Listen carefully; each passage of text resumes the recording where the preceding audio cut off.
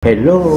Magandang araw mga kaibigan. Ito po ay inyong Tatay B. In short, Brother B na Tubong Mindanao. Samahan niyo ako sa aking paglalakbay.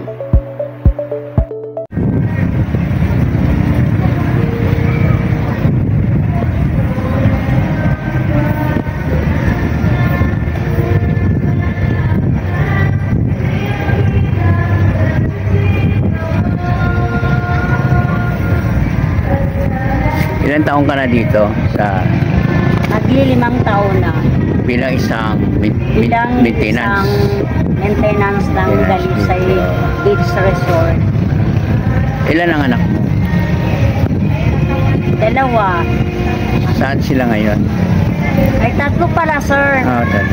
Saan sila ngayon? Ang 2, nandoon sa Maynila. Saan? Tapos ang isa naman, nandito sa akin. Saan sa Kasama Manila? Sa Bagumbayan. Yung isa, Sa Batangas. saan sa Batangas? Santo Tomas. May asawa na ba? May asawa na, sir. Saan sa Santo Tomas? Hindi ko lang alam, sir, kung saan ang address niya. Pero yung isa naman, yung bunso, nasa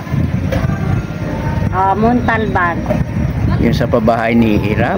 Ganun Sa ba? pabahay ni Erap, sa NSA ba? Ano yun ng NSA? Okay. O sige, ikwento mo yung buhay mo. Para makita ng mga viewers natin. Yun. Ang buhay ko, 1992 pa lang, patay na yung asawa ko. Ako nang bumubuhay sa 4 kong anak. Pinalaki ko sila. Nabubuhay ako dyan sa Manila bilang isang hanggang lumaki yung mga anak ko na nag-aral dito sa Kusyong. Hanggang lumaki sila, hinabol nila ako dyan sa Manila.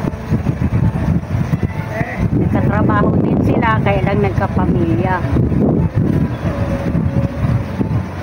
Tapos nandyan ako, nagtatrabaho din ako dyan sa Bagumbayan, Quezon City bilang isang tindera ng kantin. Hanggang sa may mga anak na yung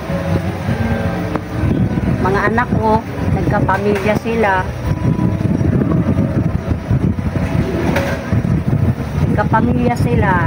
Tapos nasa akin pa din yung mga apo ko.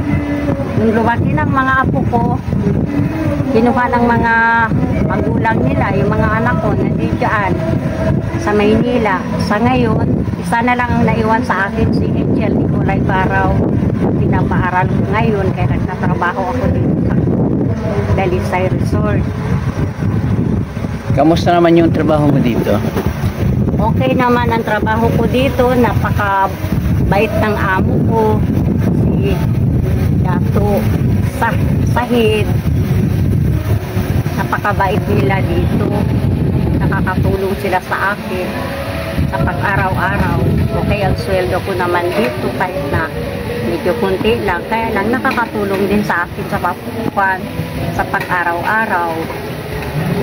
Pero tapos pa din, kasi kung hindi ako nagtatrabaho sa isang araw, absent ako isang araw, nga din kami ng apo ko.